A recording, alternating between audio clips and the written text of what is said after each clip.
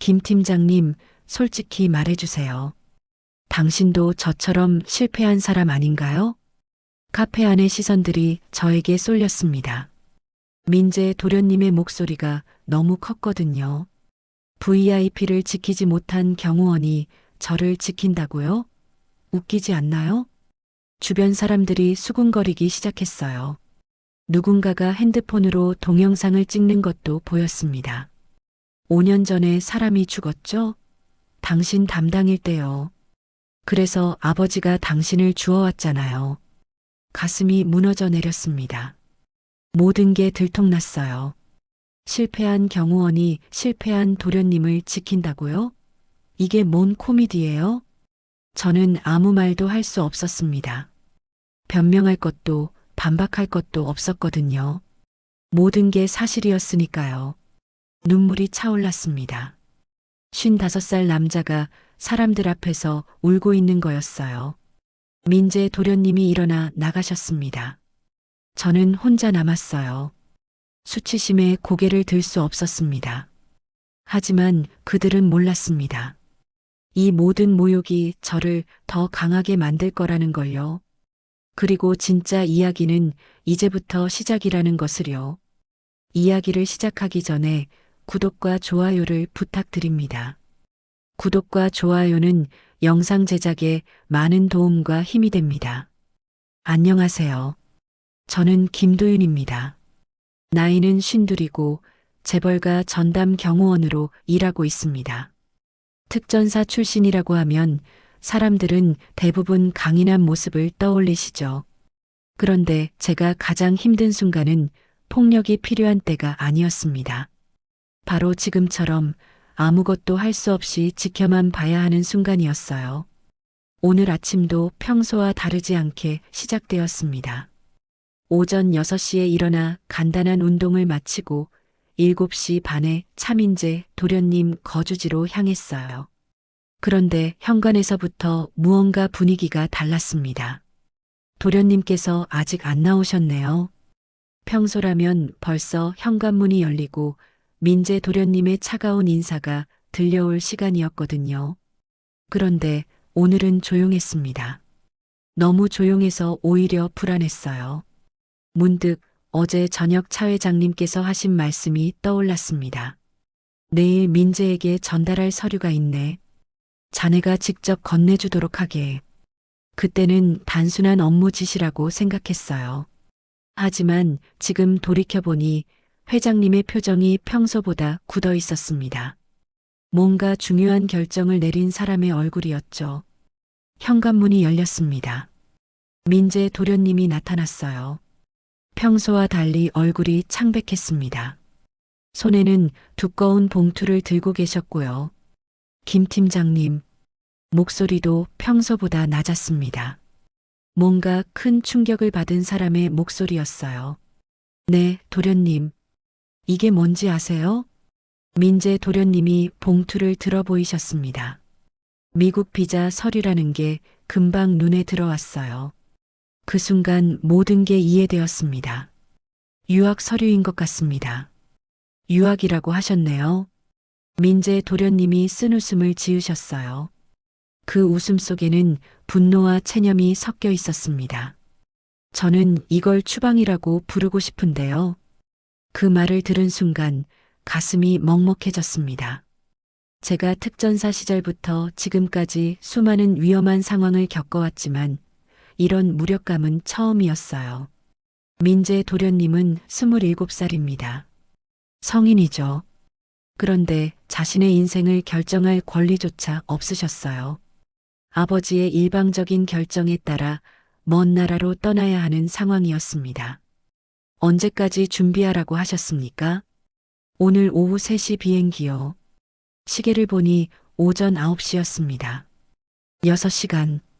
27년의 인생을 정리할 시간이 고작 6시간이었어요. 가족분들은 뭐라고 하셨나요? 가족요? 민재 도련님이 허탈하게 웃으셨습니다. 저희 집에 가족이라는 게 있나요? 아버지는 출장 중이시고 서윤희 씨는 아예 얼굴도 안 보여주시네요. 아, 그분 아들은 지금 해외여행 중이라고 하시더라고요. 서윤희 씨는 차 회장님의 재혼 상대입니다. 그분에게는 25살 아들이 있어요. 민재 도련님보다 2살 어리지만 이미 회사 임원 자리에 앉아 있습니다. 그래서 공항까지는 김 팀장님이 함께 가주시라고 하시더라고요. 그 말을 들으니 더욱 마음이 아팠습니다. 가족 중 누구도 배웅을 나오지 않겠다는 뜻이었거든요. 차를 타고 공항으로 향하는 길은 유난히 길게 느껴졌습니다. 민재 도련님은 창밖을 바라보며 말없이 계셨어요. 가끔 한숨을 쉬시는 소리만 들렸습니다. 제가 민재 도련님의 경호를 맡은 지 벌써 3년이 되었습니다. 그동안 지켜본 도련님은 겉으로는 차갑고 냉소적이셨지만 속으로는 따뜻한 분이셨어요. 직원들에게 함부로 대하지 않으시고 항상 정중하게 말씀하셨습니다. 하지만 가족 관계는 늘 복잡하셨어요. 특히 서윤희 씨가 집안에 들어온 뒤로는 더욱 어려워지셨죠. 차 회장님은 새 가정의 안정을 위해 민재 도련님을 점점 멀리 하셨습니다. 김 팀장님. 네, 도련님. 제가 뭘 잘못했을까요? 갑작스러운 질문에 답을 하지 못했습니다. 민재 도련님이 잘못한 게 뭐가 있겠어요. 단지 새 가정에서 불편한 존재가 되었을 뿐이었습니다. 아무것도 잘못하지 않으셨습니다. 그럼 왜 저를 쫓아내려고 하는 걸까요? 도련님을 쫓아내려는 게 아니라. 아니에요. 이건 명백한 추방이에요. 민재 도련님의 목소리에 분노가 섞여 있었습니다. 당연한 일이었죠. 누구라도 화가 날 상황이었으니까요. 공항에 도착했습니다. 인천국제공항은 여전히 붐볐어요. 많은 사람들이 설레는 마음으로 여행을 떠나거나 그리운 사람들을 만나러 가고 있었습니다. 하지만 민재 도련님에게 이곳은 감옥으로 가는 관문 같았을 거예요. 체크인 카운터 앞에서 민재 도련님이 멈춰 섰습니다. 김 팀장님, 혹시 누군가 배웅 나오실 거라고 생각하세요? 글쎄요. 사실 올 사람이 없다는 걸 알고 있었습니다. 차 회장님은 출장 중이시고 서윤희 씨는 애초에 관심이 없으셨으니까요. 아무도 안 오겠죠. 민재 도련님이 쓸쓸하게 웃으셨습니다. 그 웃음이 너무 처량해서 가슴이 아팠어요. 탑승 수속을 마치고 출국장으로 향했습니다. 보안 검색대를 통과하면 더 이상 함께 갈 수 없었어요. 거기서 헤어져야 했습니다. 여기까지입니다, 도련님. 네, 수고 많으셨어요. 민재 도련님이 정중하게 인사하셨습니다. 평소처럼 차가운 목소리였지만 어딘지 떨리는 것 같았어요. 혹시 필요한 것 있으시면 언제든 연락하세요. 고맙습니다. 그때 민재 도련님이 뒤돌아보셨습니다. 김 팀장님, 저 정말 돌아올 수 있을까요? 그 질문에 답할 수 없었습니다. 서윤희 씨와 그분 아들이 있는 한 민재 도련님이 돌아올 자리는 없을 테니까요. 꼭 돌아오실 거예요. 거짓말이었습니다. 하지만 그렇게 말할 수밖에 없었어요. 민재 도련님이 보안 검색대를 통과하셨습니다. 뒤돌아보지 않으셨어요. 아마 돌아보면 눈물이 날 것 같아서였을 거예요. 저는 그 자리에 한참 동안 서 있었습니다. 공항 로비의 소음들이 멀게 들렸어요. 웃으며 헤어지는 사람들, 기쁘게 만나는 사람들 사이에서 저 혼자만 무거운 마음을 안고 있었습니다. 차에 돌아와 핸드폰을 확인했습니다. 차 회장님께서 보낸 메시지가 있었어요.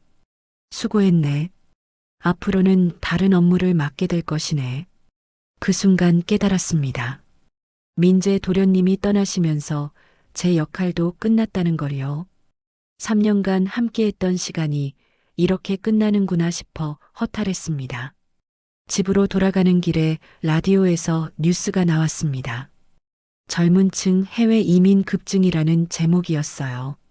많은 젊은이들이 더 나은 기회를 찾아 해외로 나간다는 내용이었습니다. 하지만 민재 도련님은 달랐어요. 기회를 찾아 떠나는 게 아니라 기회를 박탈당하고 떠나시는 거였으니까요. 그날 밤 잠이 오지 않았습니다.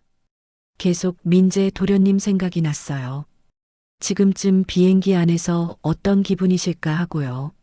문득 예전에 지키지 못했던 VIP 분이 떠올랐습니다. 그분도 마지막에 저를 보며 뭔가 말하려고 하셨었어요. 하지만 끝내 듣지 못했습니다. 이번에는 달랐어요. 민재 도련님의 마지막 질문을 분명히 들었습니다. 저 정말 돌아올 수 있을까요?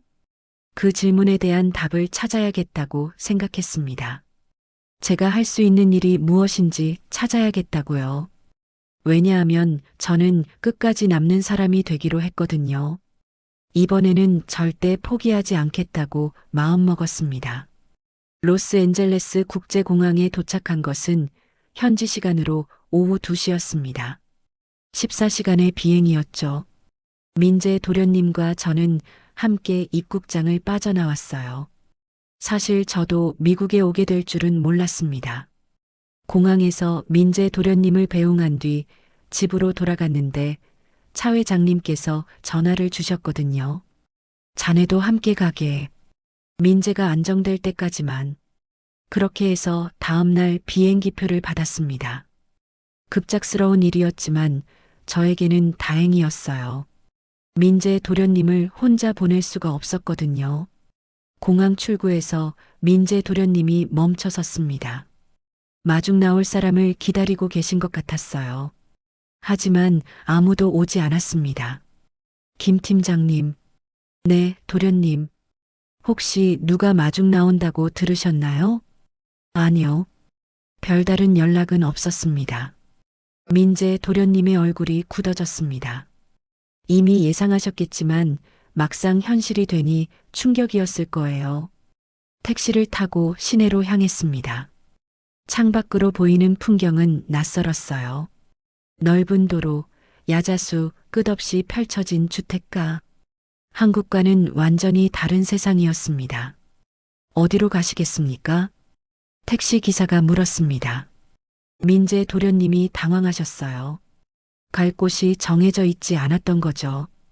일단 호텔로 가겠습니다. 제가 대신 답했습니다. 시내 중심가의 호텔 이름을 말씀드렸어요. 급한 대로 머물 곳부터 찾아야 했습니다. 호텔 체크인을 마치고 방에 들어갔습니다. 스위트룸이었어요. 거실과 침실이 분리된 넓은 방이었죠. 민재 도련님이 소파에 주저앉으셨습니다. 이제 어떻게 하죠? 처음으로 민재 도련님이 약한 모습을 보이셨습니다. 평소 냉정하고 차가우셨던 분이었는데 지금은 막막해 하시는 27살 청년이었어요. 일단 학교부터 알아보겠습니다. 학교요? 유학생 신분이시니까 어딘가 등록은 하셔야 하지 않겠습니까? 민재 도련님이 허탈하게 웃으셨습니다. 아, 맞네요. 저는 유학생이었죠. 그날 밤 인터넷으로 여러 정보를 찾아봤습니다. 어학원부터 대학원까지 다양한 옵션이 있었어요. 하지만 문제가 있었습니다.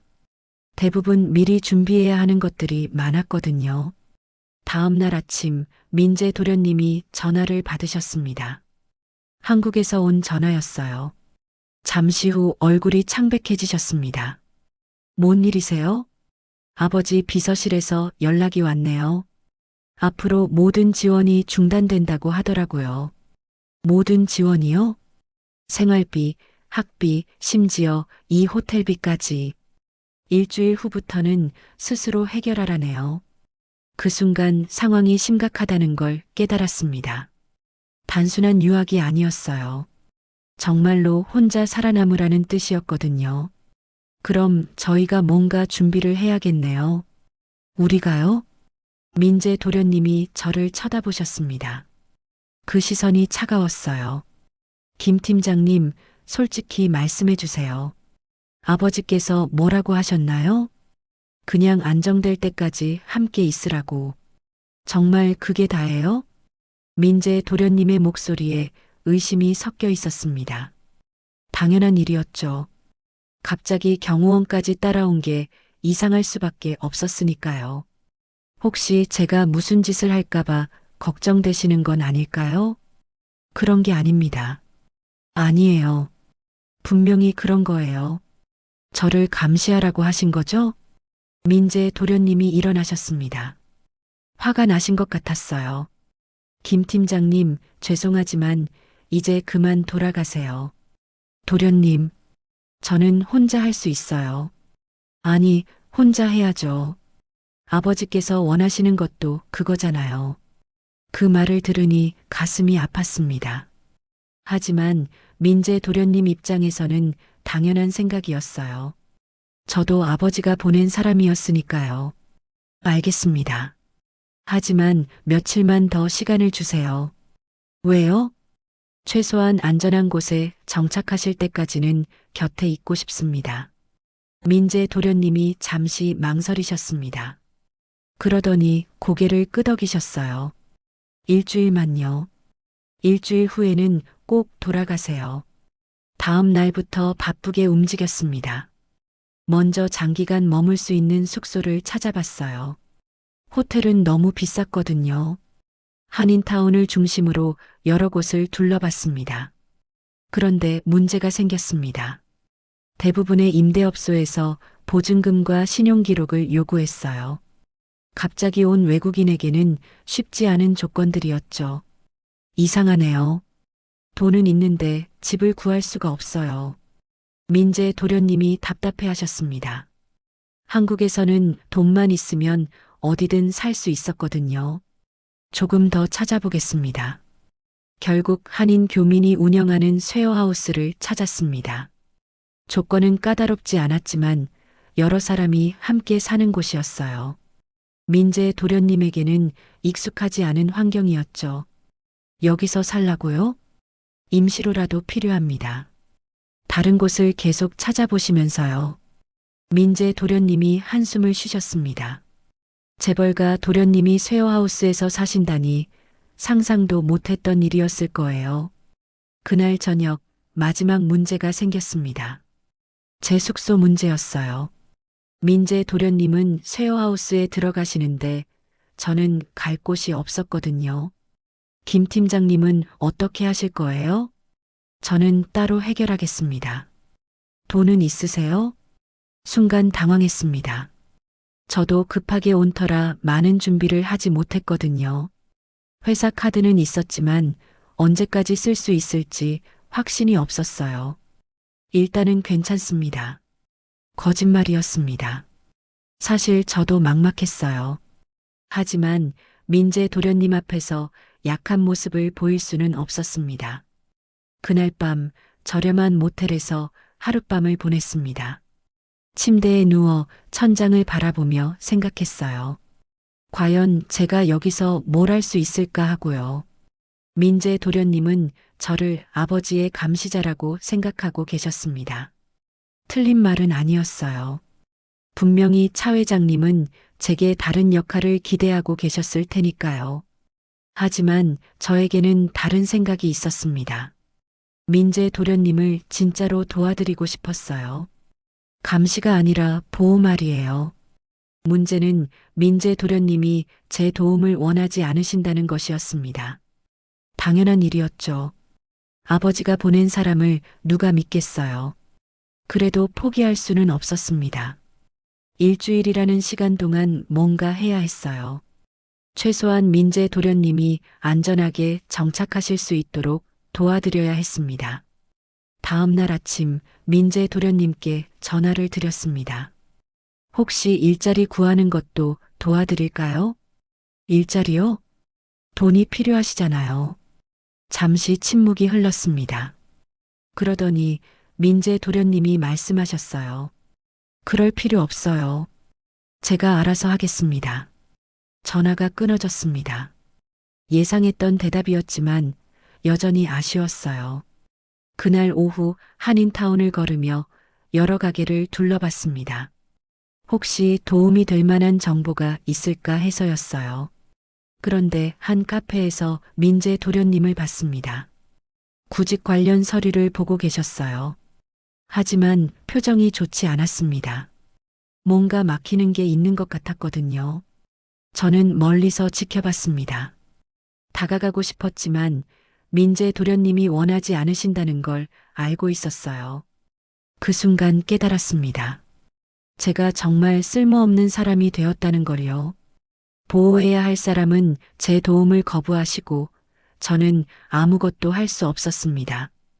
과연 제가 여기 있어야 하는 걸까요?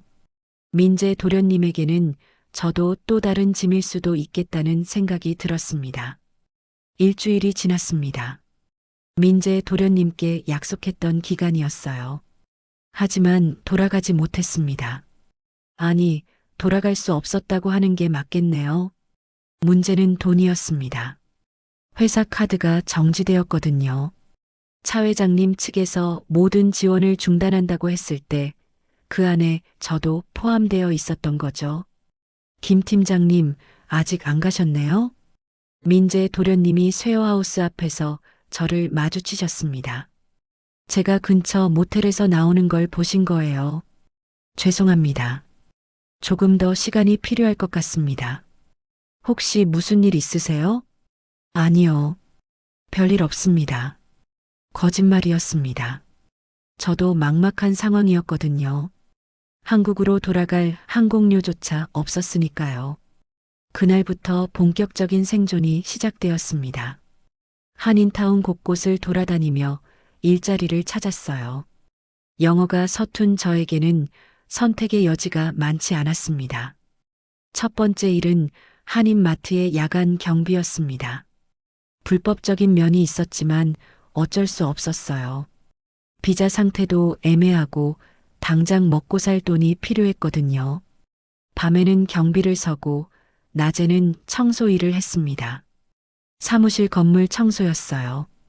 특전사 출신이 걸레를 들고 화장실을 청소하는 모습을 상상이나 하셨을까요? 형, 힘들죠? 함께 일하는 동료가 말을 걸어왔습니다. 저보다 10살 정도 젊은 분이었어요. 괜찮습니다. 처음엔 다 그래요. 여기서 버티는 게 쉽지 않거든요. 그분 말이 맞았습니다. 생각보다 훨씬 힘들었어요. 몸도 그랬지만 마음이 더 힘들었습니다. 한편 민재 도련님도 바쁘게 지내고 계셨습니다. 근처 커뮤니티 컬리지에 등록하셨더라고요. 최소한의 학생 신분을 유지하기 위해서였을 거예요. 그런데 민재 도련님에게는 다른 계획이 있으셨습니다. 투자였어요. 한국에서 쌓아둔 약간의 자금으로 주식과 암호화폐에 투자하고 계셨거든요. 김 팀장님, 혹시 투자해 보신 적 있으세요? 어느 날 길에서 우연히 만났을 때 민재 도련님이 물어보셨습니다. 아니요.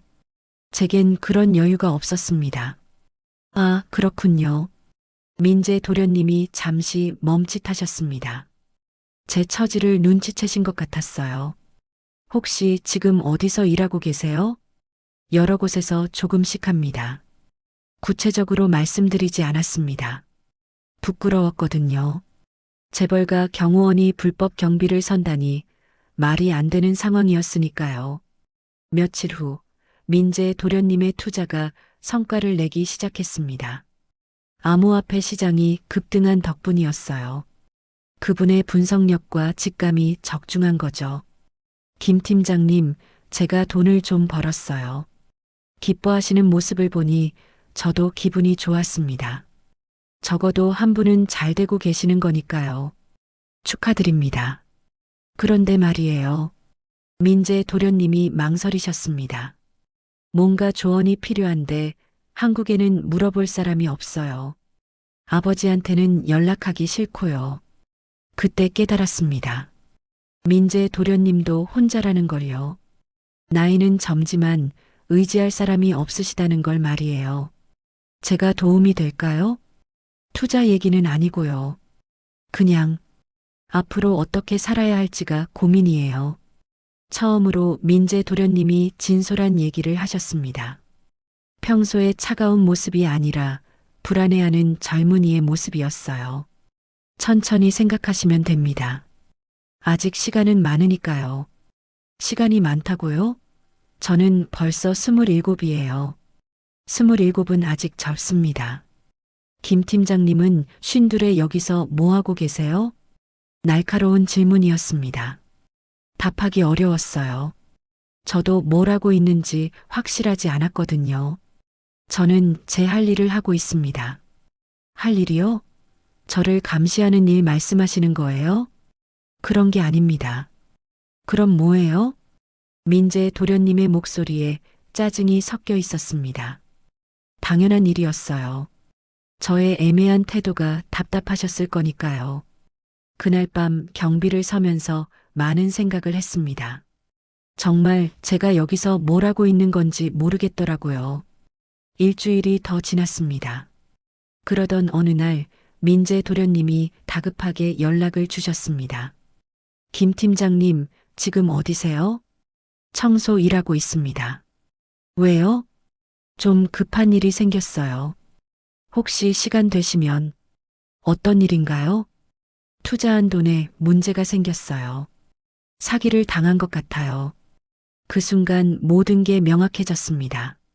민재 도련님에게 진짜 도움이 필요한 상황이 온 거죠. 일을 그만두고 바로 달려갔습니다. 민재 도련님은 카페에 앉아 계셨는데 얼굴이 창백했어요. 무슨 일이에요? 제가 투자한 플랫폼이 갑자기 먹튀를 했어요. 몇 주 동안 번 돈이 다 날아갔네요. 얼마나 잃으셨어요? 거의 다요. 이제 한 달 정도 쓸 돈밖에 안 남았어요. 민재 도련님이 머리를 감싸주셨습니다. 처음으로 완전히 무너진 모습을 보이셨어요. 혹시 돈 빌릴 곳은 없나요? 누구한테요? 친구들은 다 한국에 있고 여기서 아는 사람도 없어요. 그때 제가 결정을 내렸습니다. 제가 도와드리겠습니다. 김 팀장님이요? 어떻게요? 제가 번 돈이 조금 있어요. 일단 급한 불부터 끄시죠. 거짓말이었습니다. 저도 빠듯하게 살고 있었거든요. 하지만 그냥 두고 볼 수는 없었어요. 안 돼요. 김 팀장님도 힘드실 텐데. 괜찮습니다. 정말 안 돼요. 제가 어떻게 김 팀장님 돈을 빌려드리는 거예요. 나중에 갚으시면 됩니다. 민재 도련님이 저를 바라보셨습니다. 그 시선이 예전과 달랐어요. 처음으로 저를 진짜 사람으로 보시는 것 같았거든요. 왜요? 네. 왜 저를 도와주려고 하세요? 아버지가 시킨 일도 아닐 텐데.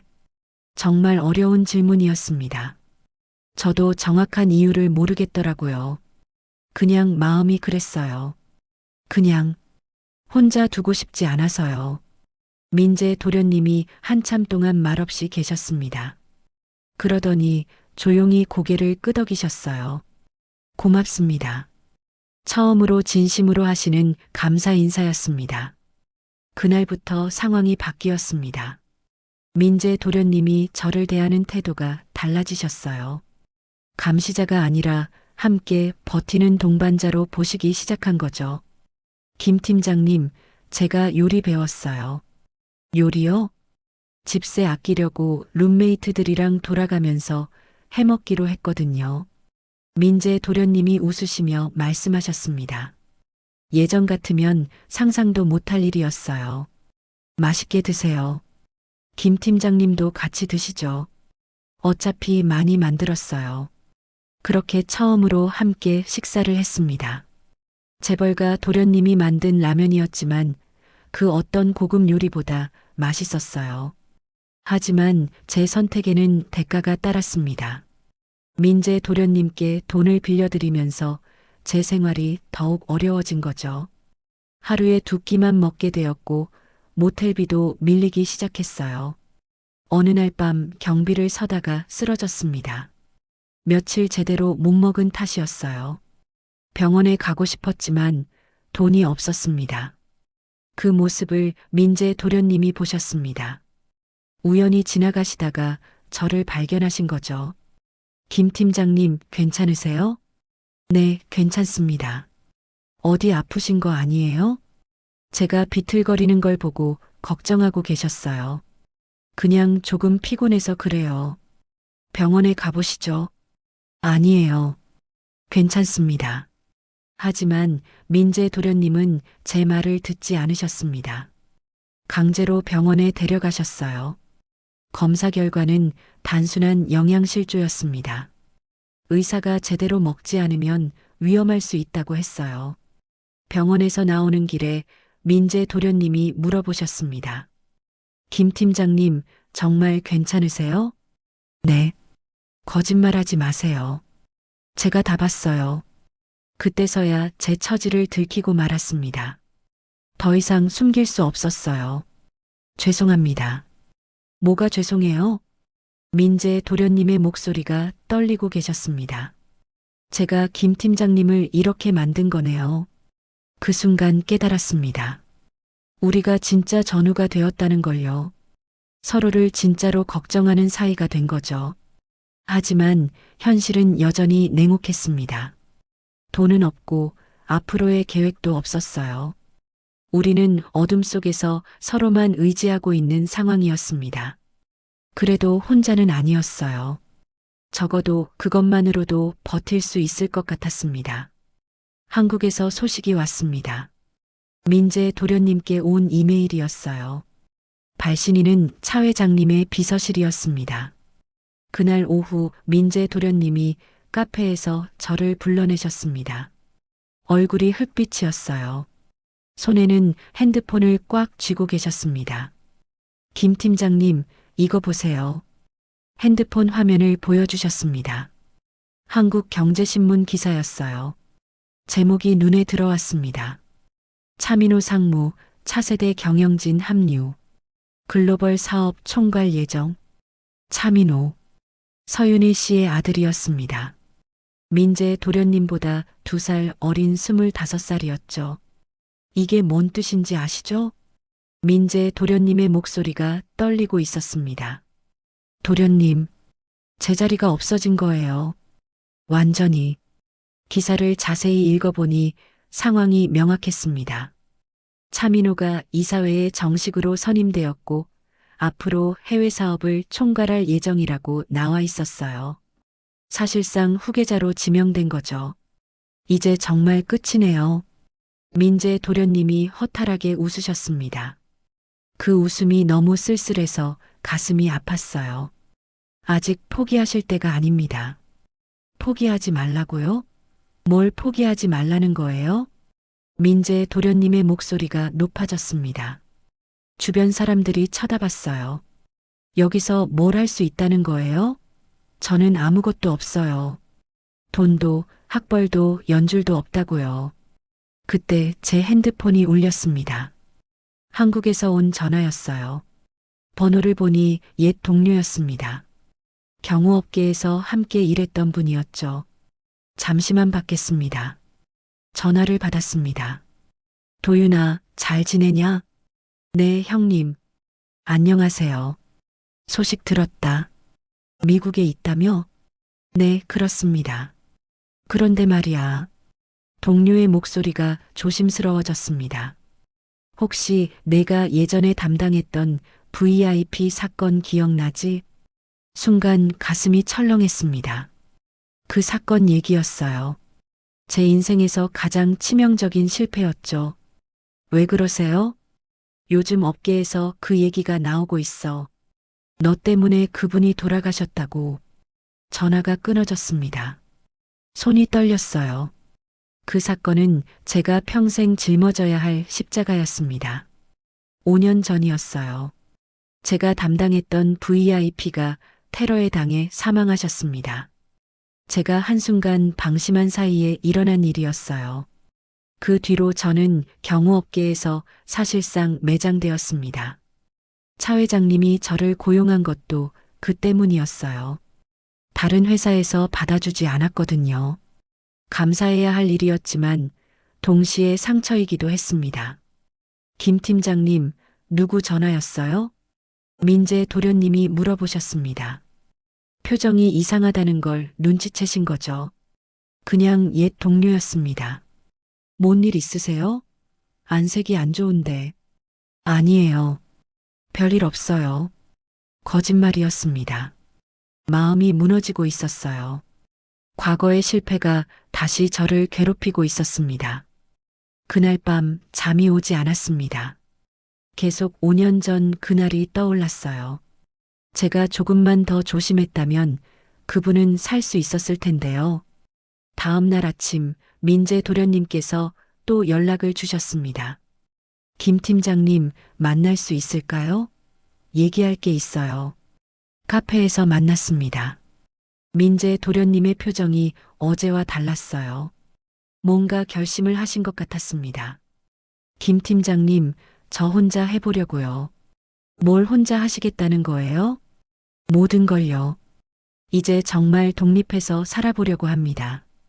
갑자기 왜 그러세요? 어차피 갈 곳도 없잖아요. 그럼 여기서 뭔가 해봐야죠. 민재 도련님의 목소리에 의지가 담겨 있었습니다. 하지만 동시에 체념도 섞여 있었어요. 그런데 김 팀장님께는 미안한 말씀이지만, 뭔 말씀이세요? 이제 정말 혼자 하고 싶어요. 김 팀장님 도움 없이요. 가슴이 찔렸습니다. 예상했던 말이긴 했지만 막상 들으니 아팠어요. 제가 방해가 되었나요? 방해는 아니에요. 하지만 민재 도련님이 망설이셨습니다. 솔직히 말하면 김 팀장님도 저처럼 실패한 사람 아닌가요? 그 말이 가슴을 꿰뚫었습니다. 너무 정확한 지적이었어요. VIP를 지키지 못한 경호원이 저를 지킨다고요? 웃기지 않나요? 민재 도련님, 어제 제가 알아봤어요. 김 팀장님이 왜 여기 있는지 말이에요. 심장이 빨리 뛰었습니다. 들키고 싶지 않았던 과거였거든요. 5년 전에 VIP 한 분이 돌아가셨죠? 김 팀장님 담당일 때요. 그런 일이 있었습니다. 그래서 아버지가 김 팀장님을 고용한 거죠? 다른 데서 안 받아줘서요. 더 이상 숨길 수 없었습니다. 모든 게 드러났어요. 네, 맞습니다. 그럼 저도 그분처럼 죽을 수도 있다는 얘기네요? 그런 일은 절대 없습니다. 어떻게 장담해요? 이미 한 번 실패하셨잖아요. 민재 도련님의 말이 칼처럼 날카로웠습니다. 사실이었기 때문에 더욱 아팠어요. 저를 지키겠다고 하시는데 정작 김 팀장님 자신도 못 지키시잖아요. 지금 꼴을 보세요. 정말 맞는 말이었습니다. 저는 제 자신도 제대로 돌보지 못하는 사람이었어요. 실패한 경호원이 실패한 도련님을 지킨다고요? 이게 뭔 코미디예요? 그 순간 모든 게 무너졌습니다. 제가 지금까지 버텨온 이유, 민재 도련님을 지키겠다는 의지, 모든 게 의미 없어졌어요. 죄송합니다. 뭐가 죄송해요? 사실을 말한 것뿐인데. 민재 도련님이 일어나셨습니다. 김 팀장님, 이제 정말 각자 길을 가요. 서로에게 도움이 안 되는 것 같으니까. 그리고는 돌아서서 나가셨습니다. 뒤돌아보지도 않으셨어요. 저는 그 자리에 혼자 남았습니다. 카페 안의 소음이 멀게 들렸어요. 사람들의 웃음소리, 커피 머신 돌아가는 소리, 모든 게 다른 세상 얘기 같았습니다. 밖으로 나왔습니다. 로스앤젤레스의 뜨거운 햇살이 내리쬐었어요. 하지만 제 마음은 차가웠습니다. 공원 벤치에 앉았습니다. 지나가는 사람들을 멍하니 바라봤어요. 모두들 바쁘게 어딘가로 향하고 있었습니다. 목적지가 있는 사람들이었죠. 저에게는 갈 곳이 없었어요. 한국으로 돌아갈 수도 없고 여기서 뭘 해야 할지도 모르겠더라고요. 문득 5년 전 그날이 떠올랐습니다. 제가 지키지 못한 VIP의 마지막 모습이요. 그분이 제게 했던 마지막 말이 귓가에 맴돌았어요. 김 팀장, 고마웠네. 그분은 죽어가면서도 저에게 고맙다고 하셨어요. 그 말이 지금도 저를 괴롭혔습니다. 민재 도련님 말이 맞았어요. 저는 실패한 경호원이었습니다. 지켜야 할 사람을 지키지 못한 사람이었죠. 하지만 그 순간 다른 생각이 들었습니다. 실패했다고 해서 포기해야 하나요? 한번 넘어졌다고 해서 영원히 일어나지 말아야 하나요? 아니었습니다. 제가 5년 전에 실패한 건 맞지만 그렇다고 포기할 수는 없었어요. 특히 민재 도련님이 혼자 남겨진 지금은 더욱 그랬습니다. 벤치에서 일어났습니다. 마음이 조금씩 정리되기 시작했어요. 민재 도련님이 저를 거부하신다면 어쩔 수 없었어요. 하지만 멀리서라도 지켜볼 수는 있었습니다. 그분이 안전하게 지내실 수 있도록 도울 수는 있었어요. 실패한 경호원이라는 말이 맞을지도 모르겠어요. 하지만 그렇다고 해서 끝은 아니었습니다. 이번에는 다를 거예요. 꼭 지켜드리겠습니다. 제 눈빛이 바뀌었습니다. 포기와 절망 대신 새로운 결심이 자리 잡았어요. 마지막 기회라고 생각했습니다. 정말 마지막으로 제대로 해보고 싶었어요. 그날 밤 모텔방에서 혼자 앉아 있었습니다. 민재 도련님과의 대화가 계속 머릿속을 맴돌았어요. 실패한 경호원이라는 말이 가슴에 박혀 있었습니다. 창밖으로 로스앤젤레스의 야경이 보였어요. 수많은 불빛들이 반짝이고 있었지만 제게는 차가워 보였습니다. 문득 20년 전이 떠올랐습니다. 아니, 정확히는 5년 전이었죠. 민재 도련님이 말한 그 사건 말이에요. 김상우 회장님이었습니다. 중견 건설회사를 운영하시던 분이셨어요. 제가 처음으로 맡은 중요한 VIP였습니다. 당시 저는 37이었죠. 그날도 평범하게 시작되었습니다. 회장님은 오전 회의를 마치고 점심 약속이 있으셨어요. 시내 한 호텔 레스토랑이었습니다. 김 팀장, 오늘은 좀 편하게 해도 될 것 같은데. 회장님께서 말씀하셨어요. 점심 상대가 오래된 지인이라고 하시면서요. 저는 조금 거리를 두고 지켜봤습니다. 평소보다 경계를 늦춘 거죠. 그게 실수였어요. 총성이 울렸습니다. 한 발, 두 발. 레스토랑이 순식간에 아수라장이 되었어요. 회장님이 쓰러지셨습니다. 가슴에서 피가 흘러나오고 계셨어요. 저는 뒤늦게 달려갔지만 이미 늦었습니다. 김 팀장, 회장님의 마지막 말씀이었어요. 피를 토하시면서도 제 이름을 부르셨습니다. 마웠네. 그리고는 눈을 감으셨습니다. 영원히요. 범인은 잡혔습니다. 회장님 사업과 관련된 원한이었어요. 하지만 그게 중요한 게 아니었습니다.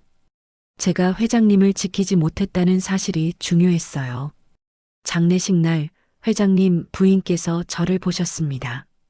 원망의 말씀을 하실 줄 알았어요. 하지만 그분은 다른 말씀을 하셨습니다. 고생하셨어요. 그 한마디가 더 아팠습니다. 차라리 욕을 하셨다면 덜 괴로웠을 텐데요. 그 뒤로 저는 경호업계에서 소문이 났습니다. VIP를 지키지 못한 경호원이라고요. 일거리가 뚝 끊어졌어요. 그때 차 회장님이 나타나셨습니다. 저를 고용하겠다고 하시면서요. 다른 선택지가 없었기 때문에 받아들였습니다. 하지만 차 회장님께서 저를 고용한 이유를 알고 있었어요. 완벽한 경호원이 필요해서가 아니라 충성스러운 사람이 필요해서였죠. 실패한 경력이 있는 저에게는 다른 갈 곳이 없었으니까요. 그렇게 3년을 보냈습니다. 민재 도련님의 경호를 맡으면서요. 처음에는 단순히 일이라고 생각했어요. 돈을 벌기 위한 수단이었죠. 하지만 시간이 지나면서 달라졌습니다. 민재 도련님이 외로워 보이셨거든요. 재벌가의 화려함 속에서도 진짜 가족의 따뜻함을 못 느끼시는 것 같았어요. 특히 서윤희 씨가 들어온 뒤로는 더욱 그랬습니다. 집안에서 점점 설 자리를 잃어가시는 모습을 지켜봐야 했어요. 그때 깨달았습니다. 제가 여기 있는 이유가 단순히 돈 때문만은 아니라는 걸요. 김상우 회장님을 지키지 못했을 때 저는 도망치지 않았어요. 끝까지 그 자리에 남아서 모든 책임을 졌습니다. 왜냐하면 그게 제 일이었으니까요. 충성심 때문이 아니었어요. 그냥 책임감이었습니다. 제가 맡은 일은 끝까지 해야 한다는 생각이었죠. 지금도 마찬가지였어요. 민재 도련님이 저를 거부하신다고 해서 포기할 수는 없었습니다. 제 일이었으니까요. 다음 날 아침 민재 도련님께 문자를 보냈습니다. 도련님 죄송했습니다. 하지만 저는 포기할 수 없습니다. 멀리서라도 지켜보겠습니다. 답장은 오지 않았어요. 예상했던 일이었습니다. 그날 저녁 쉐어하우스 근처에서 민재 도련님을 봤습니다. 편의점에서 나오시는 길이었어요. 라면 한 개와 물만 사셨더라고요. 멀리서 지켜봤습니다. 민재 도련님이 공원 벤치에 앉아서 라면을 드시고 계셨어요. 혼자서 쓸쓸하게요. 가슴이 아팠습니다. 재벌가 도련님이 벤치에서 라면을 드시는 모습이요. 그때 민재 도련님이 저를 발견하셨습니다. 놀라시는 것 같았어요. 김 팀장님? 안녕하세요, 도련님. 왜 여기 계세요? 그냥 지나가다가요. 거짓말이었습니다. 일부러 온 거였어요. 민재 도련님이 잠시 망설이시더니 말씀하셨어요. 김 팀장님, 어제 제가 너무했나요? 아니에요. 사실을 말씀하신 거죠. 하지만 민재 도련님이 고개를 숙이셨습니다. 제가 화가 나서 심하게 말한 것 같아요. 죄송합니다. 처음으로 진심 어린 사과였습니다. 가슴이 따뜻해졌어요. 괜찮습니다. 정말 괜찮으세요? 네. 그런데 도련님, 한 가지만 말씀드리고 싶어요. 민재 도련님이 고개를 끄덕이셨습니다. 저는 충성하지 않습니다. 네. 그냥 책임질 뿐이에요. 제가 맡은 일이니까요. 민재 도련님이 저를 바라보셨습니다. 그 시선이 예전과 달랐어요. 끝까지 남는 사람이 되고 싶습니다. 그날 밤 처음으로 마음이 편했어요. 제 선택이 확실해졌거든요. 실패한 경호원이라는 말이 맞을지도 모르겠어요. 하지만 그렇다고 해서 끝은 아니었습니다. 이번에는 다를 거예요. 끝까지 남겠습니다. 민재 도련님과의 관계가 조금씩 회복되기 시작했습니다. 완전히 예전으로 돌아간 건 아니었지만 적어도 서로를 적대시하지는 않게 되었어요. 일주일 후 민재 도련님께서 연락을 주셨습니다. 김 팀장님, 시간 되시면 만날 수 있을까요? 목소리가 평소와 달랐어요. 뭔가 중요한 일이 있는 것 같았습니다. 카페에서 만났습니다. 민재 도련님이 노트북을 들고 계셨어요. 화면에는 여러 문서들이 열려 있었습니다. 뭔 일이세요? 김 팀장님, 혹시 제 어머니에 대해서 아시는 게 있나요? 갑작스러운 질문이었습니다. 민재 도련님의 어머니는 도련님이 10살 때 돌아가셨어요. 교통사고였죠. 별로 없습니다. 왜 갑자기요? 제가 이상한 걸 발견했거든요. 민재 도련님이 노트북 화면을 돌려서 보여주셨습니다. 복잡한 법률 문서였어요. 이게 뭔가요? 미국 법인 서류예요. 제가 우연히 발견했거든요. 민재 도련님이 설명하기 시작하셨습니다. 며칠 전부터 자신의 신분 정리를 위해 여러 서류를 찾아보던 중이었다고 하시더라고요. 그런데 이상한 게 제 이름으로 된 신탁 계좌가 있더라고요. 신탁 계좌요? 네. 그것도 엄청난 금액이에요. 화면을 자세히 보니 정말 놀라운 숫자가 적혀 있었습니다. 수백억 원 규모였어요. 이게 언제 만들어진 건가요? 17년 전이에요. 제가 10살 때죠. 민재 도련님의 어머니가 돌아가신 해였습니다. 우연의 일치치고는 너무 정확했어요. 그런데 더 이상한 건 이 계좌의 수익자가 저라는 거예요. 수익자요? 네. 그런데 조건이 있어요. 30세가 되어야만 접근할 수 있다고 나와 있거든요. 민재 도련님이 다른 문서를 열어서 보여주셨습니다. 신탁 약관이었어요. 김 팀장님, 이게 우연일까요? 무슨 뜻이세요? 제가 갑자기 미국으로 온 건 말이에요. 그것도 30세를 몇 년 앞둔 시점에요. 점점 상황이 이상해지고 있었습니다. 단순한 우연치고는 너무 많은 것들이 맞아떨어지고 있었어요. 더 조사해 봤는데 이 신탁의 원래 설정자가 제 어머니라고 나와 있어요. 어머니께서요? 네.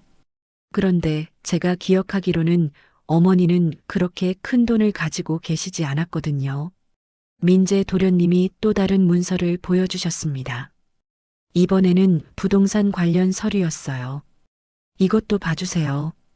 제 어머니 명의로 된 부동산들이에요. 모두 미국에 있고요. 이것도 17년 전에 구입된 건가요?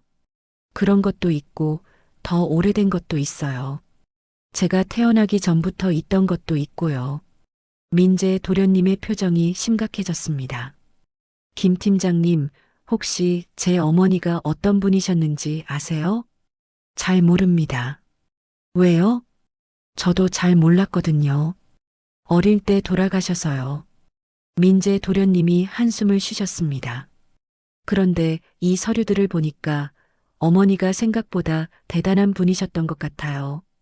노트북에 새로운 문서가 열렸습니다. 이번에는 한국어로 된 서류였어요.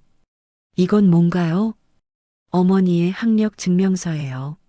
서울대 경영학과를 졸업하시고 미국에서 MBA도 받으셨더라고요. 대단하시네요. 그리고 이것 좀 보세요. 이번에는 회사 등기부등본이었습니다. 어머니께서 미국의 투자회사를 운영하고 계셨어요. 지금도 운영되고 있고요. 점점 상황이 복잡해지고 있었습니다. 민재 도련님의 어머니는 단순한 재벌가의 부인이 아니었던 거예요. 김 팀장님, 제가 한 가지 더 발견한 게 있어요. 뭔가요? 이 투자회사의 주요 고객이 한국의 대기업들이에요. 저희 회사도 포함해서요. 저희 회사요? 네. 그런데 이상한 건 아버지가 이 사실을 모르고 계실 리 없다는 거예요. 민재 도련님이 화면을 스크롤하면서 설명하셨습니다. 보세요. 거래 내역을 보면 매년 상당한 수수료를 지불하고 있어요. 정말 놀라운 금액이었습니다. 연간 수십억 원의 수수료였어요. 그럼 아버지께서 알고 계셨다는 말씀이시네요? 그럴 수밖에 없죠. CFO도 모르고 이런 거래를 할 수는 없으니까요. 민재 도련님의 추리가 맞다면 상황이 완전히 달라지는 거였어요. 그럼 제가 여기 온 이유가 단순한 유학이 아닐 수도 있다는 거죠. 민재 도련님이 새로운 폴더를 열었습니다. 이번에는 이메일들이었어요. 이것들은 어떻게 구하신 거예요? 제 어머니 이름으로 된 계정들을 찾아봤거든요. 비밀번호도 추측할 수 있었고요. 화면에는 수많은 이메일들이 표시되어 있었습니다. 대부분 투자 관련 내용들이었어요. 이 이메일들을 보니까 어머니께서 돌아가시기 직전에 뭔가를 준비하고 계셨더라고요. 어떤 준비요? 저를 위한 준비요. 제가 성인이 되어서 독립할 수 있도록요. 민재 도련님이 특정 이메일을 클릭했습니다. 이것 좀 보세요. 이메일 내용은 충격적이었습니다. 민재 도련님의 어머니가 변호사와 주고받은 메시지였어요. 만약 내가 먼저 세상을 떠나게 되면 민재가 30세가 될 때까지 이 모든 것을 비밀로 해주세요. 어머니께서 자신의 죽음을 예상하고 계셨던 건가요? 그런 것 같아요. 그리고 이것도 보세요. 또 다른 이메일이었습니다. 민재가 성인이 되면 한국에서는 위험할 수도 있습니다. 적당한 시기에 미국으로 보내는 것이 좋겠어요. 민재 도련님이 저를 바라보셨습니다. 눈에 복잡한 감정이 섞여 있었어요. 김 팀장님, 이제 이해가 되시나요? 무엇을 말이에요? 제가 여기 온 이유요. 이건 추방이 아니었어요. 민재 도련님의 목소리가 떨리고 있었습니다. 이건 어머니가 미리 계획해 놓으신 일이었어요. 그럼 아버지도 알고 계셨을 거예요. 아니, 분명히 알고 계셨어요. 민재 도련님이 또 다른 문서를 보여주셨습니다. 이번에는 법률 자문서였어요. 이건 5년 전에 작성된 건데요. 제가 적당한 시기에 미국으로 오게 될 경우에 법적 절차에 대한 내용이에요. 5년 전이요? 네. 서윤희 씨가 집안에 들어온 시기와 정확히 일치해요. 점점 전체 그림이 보이기 시작했습니다. 이 모든 것이 우연이 아니었던 거예요. 그럼 서윤희 씨도 어쩌면 이 계획의 일부였을 수도 있어요. 민재 도련님이 마지막 폴더를 열었습니다. 이번에는 사진들이었어요. 이것들은 어머니의 개인 사진들인데요. 사진 속의 민재 도련님 어머니는 생각보다 강인해 보이는 분이셨어요. 단순히 예쁘고 온순한 재벌가 부인의 모습이 아니었습니다. 이 사진들을 보니까 깨달았어요. 어머니는 그냥 당하고만 계신 분이 아니었구나 하고요. 무슨 뜻이에요? 어머니께서 미리 모든 걸 예상하고 계셨던 거예요. 아버지가 재혼할 것도, 제가 위험해질 것도요. 민재 도련님이 노트북을 닫았습니다. 김 팀장님, 저는 피해자가 아니었어요. 그럼 뭐였나요? 준비된 카드였어요. 어머니가 미리 준비해 놓으신요. 민재 도련님의 눈빛이 변하고 있었습니다. 더 이상 절망적이지 않았어요. 오히려 단단해 보였습니다. 그럼 이제 어떻게 하실 건가요? 계획을 바꿔야죠. 계획이요? 지금까지는 생존이 목표였어요. 그런데 이제는 다르죠. 민재 도련님이 일어나셨습니다. 30세가 되면 제가 이 모든 걸 상속받게 되어 있어요. 그때까지 준비를 해야죠. 뭘 준비하실 건가요? 돌아갈 준비요. 민재 도련님의 목소리에 확신이 담겨 있었습니다. 하지만 이미 차민호 씨가 그건 일시적인 거예요. 아버지도 아시겠지만 진짜 게임은 이제부터 시작이거든요. 민재 도련님이 제게 손을 내밀었습니다. 김 팀장님, 저와 함께 하실 거죠? 망설임 없이 그 손을 잡았습니다. 물론입니다. 그날 밤 모든 것이 달라졌습니다. 민재 도련님은 더 이상 쫓겨난 재벌가 아들이 아니었어요. 미래를 위해 준비하는 전략가였습니다. 저도 더 이상 실패한 경호원이 아니었어요. 중요한 임무를 맡은 파트너였습니다. 다음 날 아침 민재 도련님이 한국으로 전화를 걸었습니다. 차 회장님께였어요. 아버지, 안녕하세요. 전화 너머로 차 회장님의 목소리가 들렸습니다. 놀라시는 것 같았어요. 잘 지내고 있습니다. 그런데 한 가지 질문이 있어요. 민재 도련님의 목소리가 차분했습니다. 예전의 감정적인 모습과는 달랐어요. 어머니께서 미국에 남겨놓으신 것들에 대해서 아시나요? 전화 너머가 조용해졌습니다. 아, 그거 말이군. 언젠가는 알게 될 줄 알았다. 차 회장님의 목소리에서 당황스러움이 느껴졌어요. 그럼 처음부터 알고 계셨군요. 그렇다. 너의 어머니는 정말 치밀한 분이셨거든. 그럼 제가 여기 온 것도 내 어머니의 계획이었다. 나도 그 계획에 따른 것뿐이야. 민재 도련님이 저를 바라보며 고개를 끄덕였습니다. 추측이 맞았던 거예요.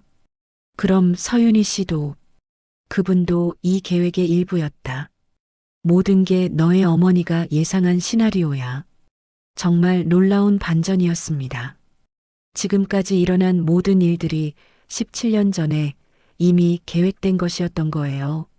아버지, 그럼 차민호도 임시 방편이다. 내가 돌아올 때까지요. 언제 돌아가면 되나요? 30세 생일날. 그때 모든 게 명확해질 거다. 전화가 끊어졌습니다. 민재 도련님이 저를 바라보셨어요. 김 팀장님, 이제 진짜 시작이에요. 네, 도련님. 앞으로 3년간 준비할 시간이 있어요. 3년 후에는 완전히 다른 사람이 되어서 돌아갈 거예요. 민재 도련님의 눈에서 새로운 빛이 났습니다. 더 이상 버려진 아들이 아니라 미래의 승자였어요. 저도 마찬가지였습니다. 이번에는 정말 끝까지 지켜드릴 수 있을 것 같았어요. 왜냐하면 이제는 단순한 보호가 아니라 함께하는 여정이었으니까요. 한국에 있는 서윤희 씨와 차민호가 알고 있을까요? 자신들이 단지 임시로 그 자리를 지키고 있을 뿐이라는 사실을 말이에요. 3년 후 모든 것이 뒤바뀔 거예요. 그리고 저는 그 순간까지 정말 끝까지 민재 도련님과 함께 할 겁니다. 민재 도련님의 어머니가 17년 전에 심어놓은 씨앗이 이제 싹을 틔우기 시작했어요. 그리고 저는 그 성장을 지켜보는 증인이 될 거예요. 실패한 경호원에서 성공하는 파트너로. 이것이 제가 걸어온 길의 진짜 의미였던 것 같습니다. 3년이 흘렀습니다. 민재 도련님은 30살이 되셨어요. 그리고 저는 55이 되었습니다. 로스앤젤레스 다운타운에 있는 고층 사무실에서 창밖을 바라봤습니다. 멀리 한국 방향을 바라보며 생각했어요. 이제 정말 돌아갈 때가 온 것 같다고요.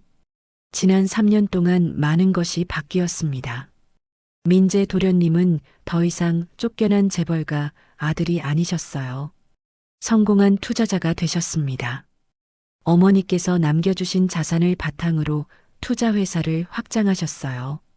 처음에는 작은 규모였지만 도련님의 뛰어난 분석력 덕분에 빠르게 성장했습니다.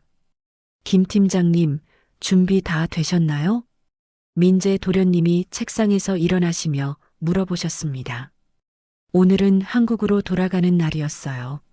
아니, 정확히는 승부를 걸러가는 날이었습니다. 네, 도련님. 모든 준비가 완료되었습니다.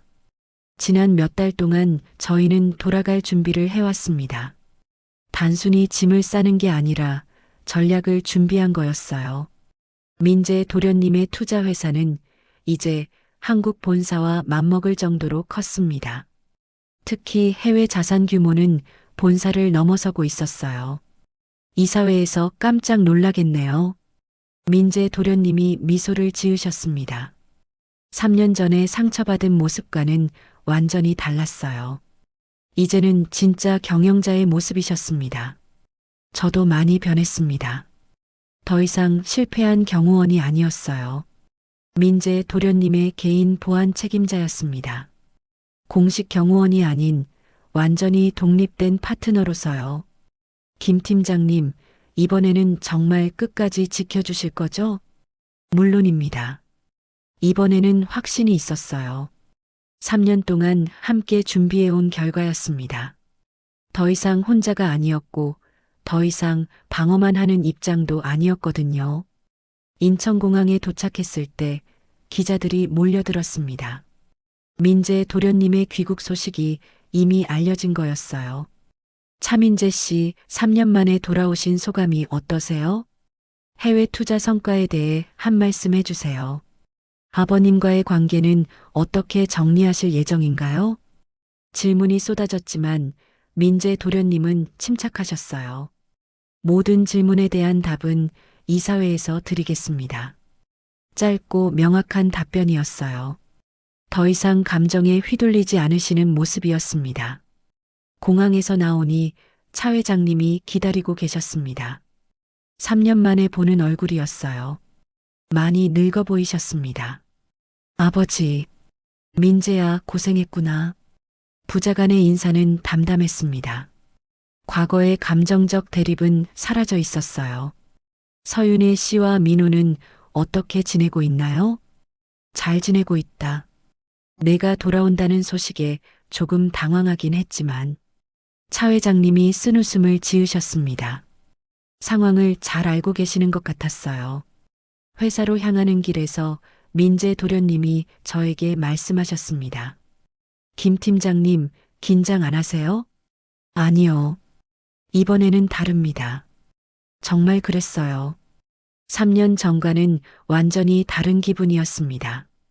불안하거나 걱정스럽지 않았어요. 회사에 도착했을 때 직원들이 나와서 맞이했습니다. 하지만 분위기는 복잡했어요.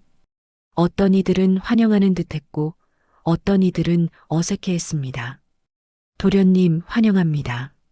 오랜만이에요. 인사를 받으시면서도 민재 도련님은 차분하셨어요. 예전처럼 사람들 눈치를 보지 않으셨습니다. 이사회실로 향했습니다.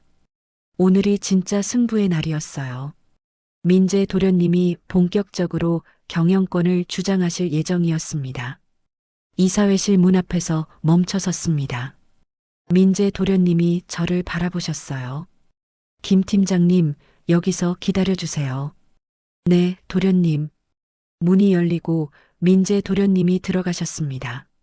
저는 문 밖에서 기다렸어요. 이사회가 시작되었습니다.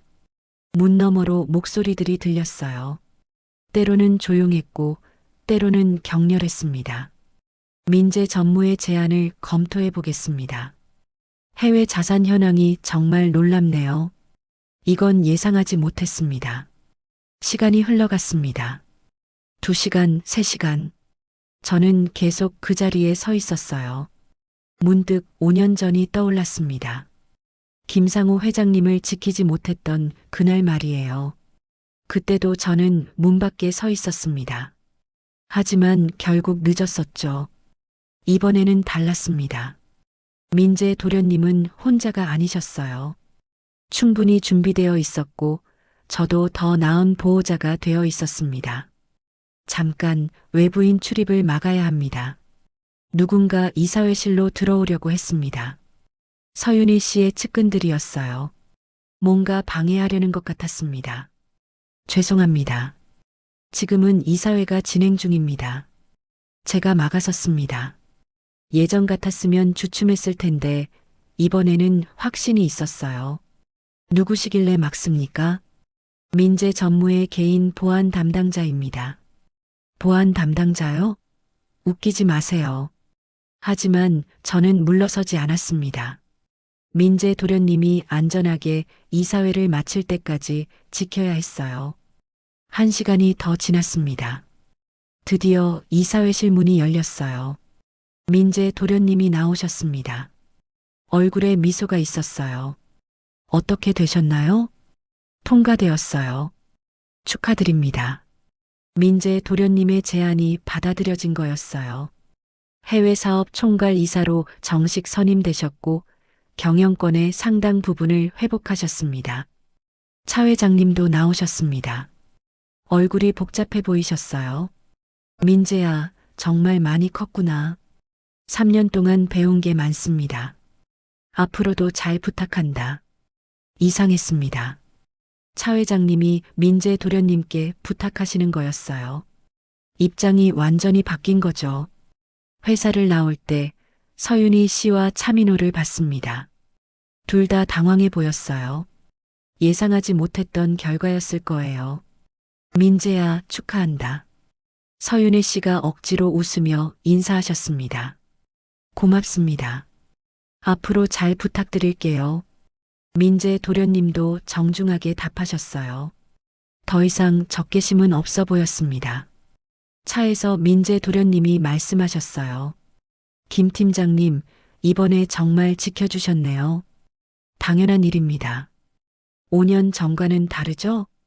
완전히 다릅니다. 정말 그랬어요. 5년 전에는 제가 보호에만 급급했다면 이번에는 함께 계획하고 준비했습니다. 수동적 보호가 아니라 능동적 파트너십이었어요. 앞으로도 함께 하시겠어요? 물론입니다. 끝까지 남겠습니다. 그날 밤 호텔방에서 혼자 생각했습니다. 길고 긴 여정이 끝났다는 생각이 들었어요. 3년 전 쓸쓸하게 미국으로 떠났던 민재 도련님이 이제는 당당한 경영자가 되어 돌아오셨습니다. 그리고 저도 실패한 경고원에서 믿을 만한 파트너가 되었고요.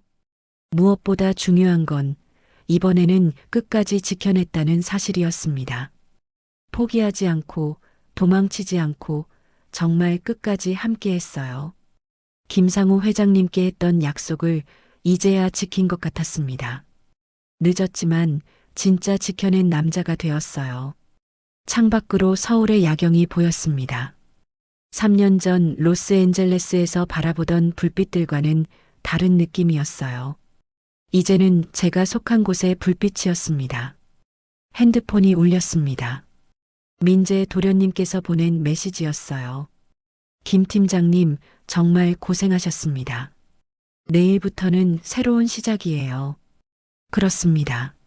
내일부터는 정말 새로운 시작이에요.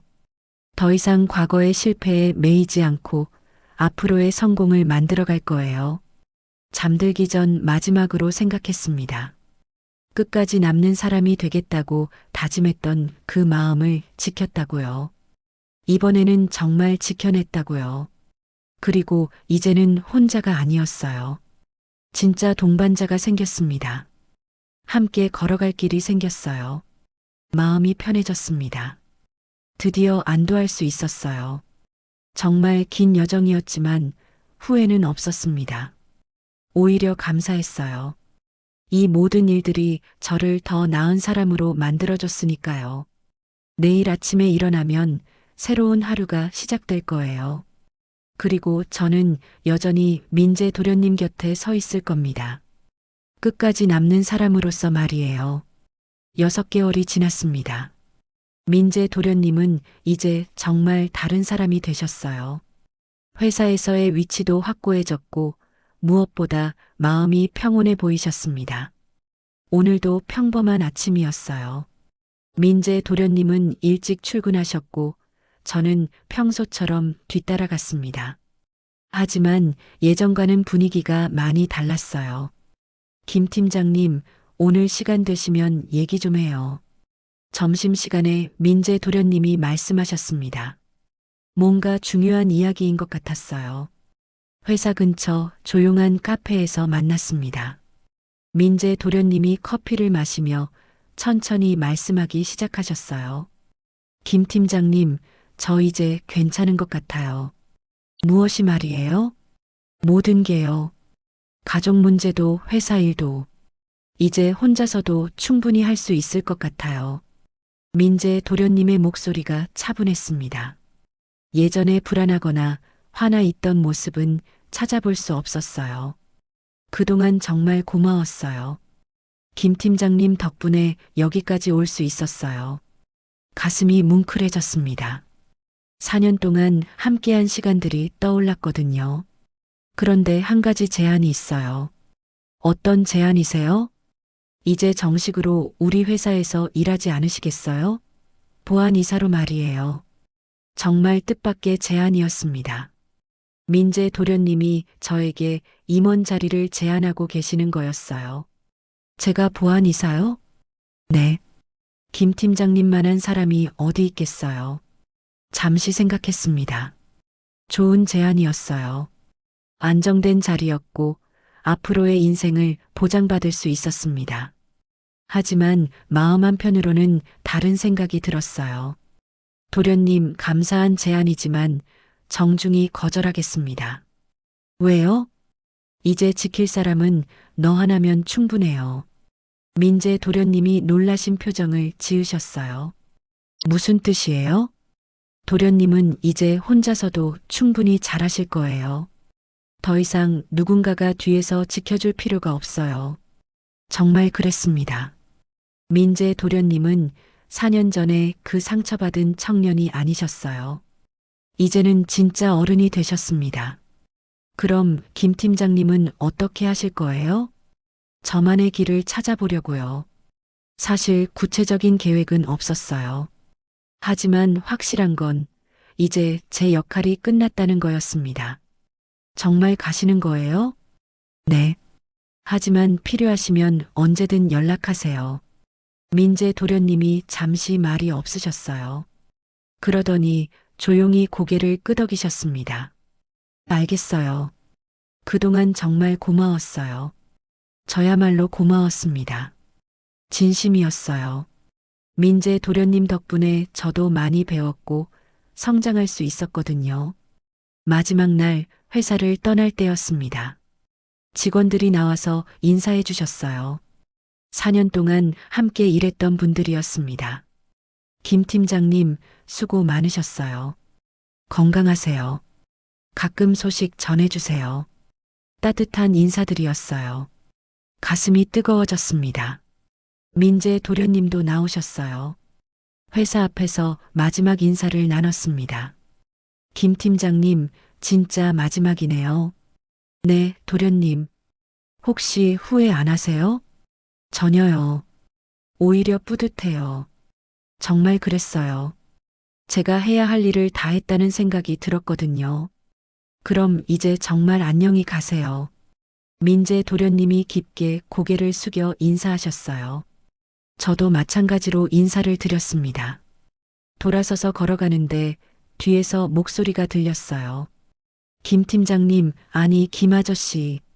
뒤돌아보니 민재 도련님이 서 계셨어요. 눈가가 조금 붉어져 있으셨습니다. 정말 고마웠어요. 제게는 진짜 가족 같으셨어요. 그 말을 들으니 가슴이 먹먹해졌어요. 저에게도 민재 도련님은 가족 같으셨거든요. 저야말로 감사했습니다. 그리고는 정말 마지막으로 돌아섰습니다. 민재 도련님이 처음으로 혼자 서 있는 모습을 뒤로 하면서요. 지하철역으로 걸어가면서 생각했습니다. 지난 4년이 정말 긴 여정이었다고요. 실패한 경호원에서 시작해서 믿을 만한 보호자가 되고 마지막에는 진짜 가족 같은 관계까지 만들어낸 시간들이었어요. 무엇보다 중요한 건 끝까지 남았다는 사실이었습니다. 포기하지 않고 도망치지 않고 정말 끝까지 함께 했어요. 그리고 이제는 민재 도련님도 혼자서 충분히 잘하실 거예요. 더 이상 누군가의 보호가 필요 없는 어른이 되셨으니까요. 집에 돌아와서 거울을 봤습니다. 55살의 제 얼굴이 보였어요. 주름이 많이 늘었지만 표정은 평온했습니다. 문득 깨달았어요. 진짜 가족이란 혈연으로 이어진 사람들이 아니라 끝까지 남아준 사람들이라는 거요. 민재 도련님과 저는 피 한 방울 섞이지 않았지만 서로에게 진짜 가족이었어요. 어려울 때 포기하지 않고 끝까지 함께 했으니까요. 그날 밤 오랜만에 깊이 잠들었습니다. 마음이 정말 편했어요. 제가 해야 할 일을 다 끝냈다는 안도감 때문이었죠. 다음 날 아침 핸드폰에 메시지가 와 있었어요. 민재 도련님께서 보낸 거였습니다. 김 아저씨, 오늘도 좋은 하루 보내세요. 언젠가 꼭 다시 만나요. 미소가 저절로 나왔어요. 정말 좋은 사람을 만났다는 생각이 들었습니다. 창밖으로 따뜻한 햇살이 들어왔어요. 새로운 하루가 시작되는 거였죠. 그리고 저에게도 새로운 삶이 기다리고 있었습니다. 이제는 누구를 지킬 필요도 없고 누군가에게 증명할 필요도 없었어요. 그냥 제 삶을 살아가면 되는 거였죠. 하지만 한 가지는 확실했어요. 언젠가 다시 누군가가 제 도움이 필요할 때가 오면 저는 또다시 끝까지 남을 거라는 사실이요. 왜냐하면 그게 바로 제가 살아가는 방식이거든요. 끝까지 남는 사람으로서 말이에요. 그럼 오늘 이야기는 여기까지입니다. 영상을 시청해주신 모든 분들 고맙습니다. 저는 AI 나레이션 사연 읽는 펭귄이었습니다. 구독과 좋아요 부탁드립니다. 감사합니다.